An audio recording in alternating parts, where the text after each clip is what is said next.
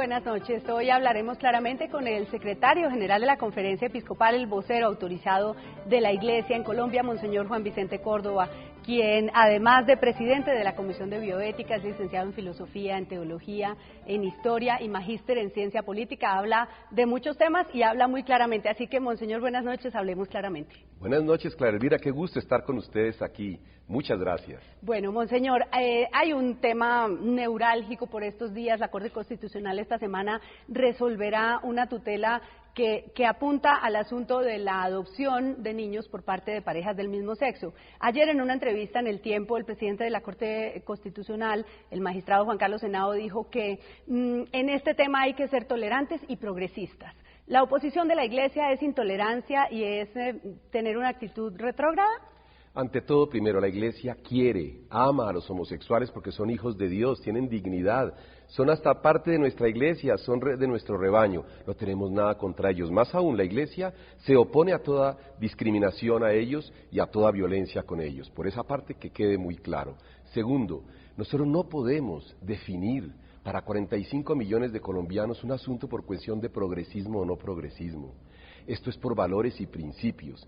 Yo le pediría a la Corte que piense no tanto en lo que ellos piensan, 10, 8 personas, en sus ideas y sentimientos, que es importante y lo respetamos, pero que piensen en la cultura, valores, principios, religión de un pueblo. En este momento estoy autorizado por todos los cristianos evangélicos y por todos los católicos, por los judíos y por los musulmanes. O sea que estamos hablando aquí de un 99% de la sociedad colombiana. Yo los estoy representando. Le pediría yo a la Corte, piensen en no atropellar las costumbres, cultura y religión de un pueblo. Un argumento es el argumento de que la adopción es replicar lo que perdió el niño. Perdió un papá y una mamá biológicos, por X y Z razón no lo pueden tener. Entonces el gobierno y el Estado, que deben cuidar de sus ciudadanos, le hacen una réplica, una semejanza y le ponen otro papá y otra mamá, pero igual a lo que tuvo, parecido. Papá, mamá, hombre y mujer que lo concibieron y lo dieron a luz. Entonces no le pueden poner 2 hombres ni 2 mujeres, sino cuidar para que tenga lo mismo. Si al niño le preguntaran, ¿qué quiere usted? A los 2 meses él diría, un papá y una mamá. No le pueden preguntar a los 16 años porque ya quiere a esa pareja, ya le dieron de comer, ya lo llevaron a pasear, pero de pequeñito él quisiera eso. Entonces el argumento es pensar más en el niño, en el adoptando, que en los que adoptan, los adoptantes. No es para llenar vacíos afectivos, emocionales, muy respetables, de las parejas de homosexuales, sino para cuidar al niño, que es el que está faltándole una familia para ser educado. Es un argumento muy importante, pensar más en el niño que en las necesidades de los mayores. Entonces, desglosemos esa respuesta que realmente es la nuez de todo este debate. Usted ha planteado muchos temas y no quise interrumpirlo. Empecemos por el tema de la discriminación. ¿Por qué dice usted que la Iglesia no discrimina cuando realmente hay una minoría que quiere tener un derecho, que quiere gozar de un derecho para poder disfrutar de su diferencia, y ustedes dicen, no, esa minoría no tiene ese derecho? ¿No es una discriminación? No, no es discriminación por lo siguiente. Discriminar sería que no tengan los derechos a vivir juntos, a hacer su mercado juntos, a tener su casa juntos, inclusive lo que ya se les aprobó, a que tengan sus leyes que los favorezcan.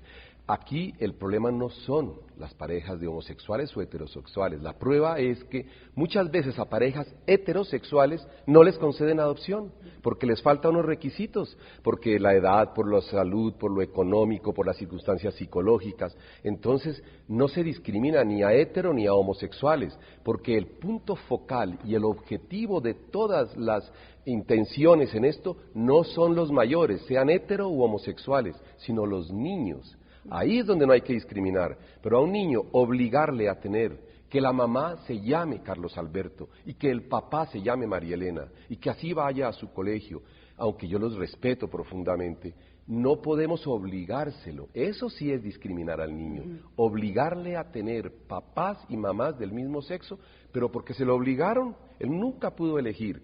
En cambio, lo otro no es discriminación, porque sea hetero o sea homosexual la pareja, a ambos se les van a poner iguales condiciones, tienen que cumplir ciertos requisitos. Y está el otro argumento, que es el psicológico. Aunque digan que no les hace daño, claro que hace daño. ¿Por qué? Porque un niño y una niña a los 12 años busca identidad de rol genital y sexual de género. Y uno se identifica como hombre con su papá y la niña con la mamá.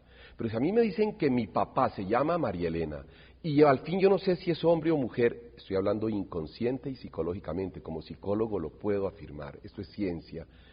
Y yo al fin no sé qué soy, estoy en la edad de escoger sexo, rol sexual de identidad. Entonces voy a tener una trabazón de identidades que si bien con padre y madre ya es difícil y a veces no logran, y ahí viene la homosexualidad y el lesbianismo, Claro, ¿qué tal? Eso le iba a decir, si realmente la homosexualidad se aprendiera de los padres, pues no habría homosexuales porque evidentemente los niños los engendran parejas heterosexuales, hombre-mujer, entonces el niño vive con sus padres, ¿por qué resulta homosexual? ¿De dónde lo aprendió? Psicológicamente esto es muy claro, científicamente, una dominación materna en donde el niño no puede ser él, sino que es una madre envolvente que domina y un padre débil que al niño no le da un identificatorio suficiente, un referente identificatorio que se llama en psicología. Entonces el niño dominado por la madre, una madre muy envoltoria, compulsiva, y una madre que le da un mensaje inconsciente, tú eres mío, mío, mío, para llenar unos vacíos afectivos de ella, es una madre inmadura. Entonces, una madre inmadura suele casarse con un hombre débil, porque son los complementos. Ese hombre débil no es suficiente identificatorio para el niño no logra saltar la barrera a los 12, 13 años, y se queda con la identidad de la madre, identificado con ella, se llama la simbiosis en psicología. Monseñor, ¿y por qué hay familias que tienen 6 hermanos hombres, todos heterosexuales, y uno homosexual, si tienen la misma madre débil y el mismo padre? En psicología se estudia ese caso que usted nos acaba de poner, porque la madre inconscientemente puede escoger inconscientemente a un hijo que por circunstancias psicológicas de temperamento es el que más se adapta para llenar los vacíos afectivos de ella. Y a ese hijo lo escoge, si el primero, el tercero, el quinto o el 10º. Y el padre también deja a ese hijo un poco. Son lo que se llama en psicología los chivos expiatorios de la psicología familiar. ¿Usted cree que la homosexualidad se elige? No, la sexualidad tiene 2 componentes. El componente hereditario de genes, que es mínimo, y el ambiente, padre, madre, circunstancias, violaciones de niños, abusos, en fin, todas estas cosas de niño, que las 2 cosas juntas dan. Una persona con poca carga hereditaria, el ambiente no lo logra, por más que lo abusen y todo, no es homosexual. Y otro, basta un abuso pequeñito, sencillo, pero ha tenido tal vez una carga u otros factores, o el temperamento, la debilidad emocional, la falta de seguridad personal, no le dejaron identificarse con su rol sexual. Es muy variado, muy complejo, no es tan fácil lo de la homosexualidad, definirlo con 1, 2, 3 razones. Es un conjunto muy complejo de variables que pueden terminar en que sea homosexual o no. ¿Usted cree, la Iglesia considera que la homosexualidad es un pecado? No, el que tiene tendencia homosexual no tiene la culpa, la tentación no es pecado, como el que tiene tendencia a la cleptomanía, como el que tiene la tendencia por su inmadurez a no ser fiel en el matrimonio, el hombre que anda con mujeres. Si es una cuestión psicológica grave, no es pecado, o habrá algo de pecado en cuanto el hombre tenga libertad. El pecado está donde hay libertad humana y hay conciencia. Cuando el problema es inconsciente y cuando el problema no le permite al hombre tener libertad efectiva, el pecado es proporcional a la libertad que tenga la persona. La tendencia no es pecado. El homosexual es hijo de Dios con dignidad igual a cualquier ser humano. No es enfermedad. El DSM-4, que es el referente científico de la psiquiatría en el mundo, nos ha dicho, que es el diagnóstico de estadísticas, que la homosexualidad no es pecado. ¿Cómo lo determina? Desorden psicosexual afectivo no patológico, neurótico, es decir, no es ni pecado ni es enfermedad, es un desorden, como es desorden la agresividad exagerada, como es desorden la infidelidad matrimonial de una persona que no es capaz de tener una pareja. Son desórdenes afectivos no graves, no patológicos. Patológicos son cuando ya hay esquizofrenia, cuando ya hay psicosis, que se llama en psicología.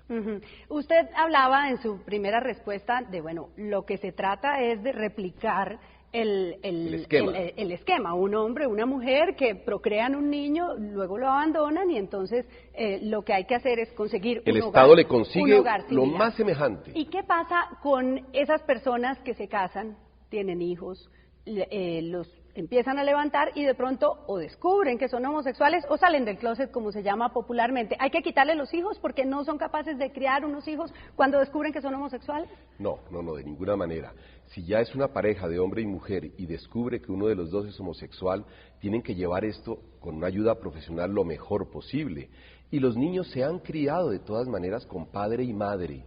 Una cosa es que el padre o la madre tenga una tendencia, uno de los dos. Y si el padre, por ejemplo, decide irse a vivir con su novio. Entonces se va. Los niños quedan con la madre, ¿no es cierto? Quedan con la madre. Lo importante es que el niño tenga un referente identificatorio, sea el papá, el abuelito, el primo, el nuevo esposo de la mamá, el hermano mayor. Lo importante es que tenga, o la niña, si se va a la mamá, tenga una abuelita, una tía, un identificatorio, un referente. Cuando no existe, ese es el problema, y suficientemente fuerte. Esto se vehicula a través del afecto. Cuando hay relación de emoción y afecto y de cariño, es donde uno logra la identificación con el padre y la madre. Entonces, tendrá problemas el niño, depende de cómo se aborde, y como la madre, que no es homosexual, o el padre, que no es homosexual, canalice, y con las figuras de la familia, le van a ayudar a tener una buena identificación.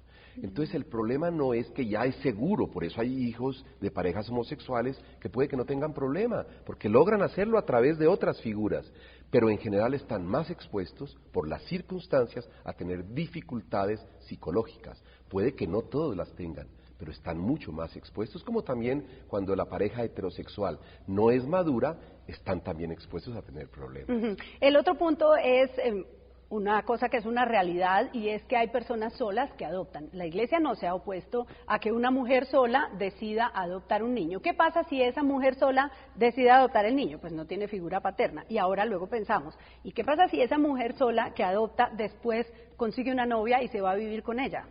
¿Cuál es el problema para el niño? ¿Por qué se autoriza una adopción para una persona sola y no se puede aceptar para una persona que tiene una pareja? No es tan fácil que les acepten.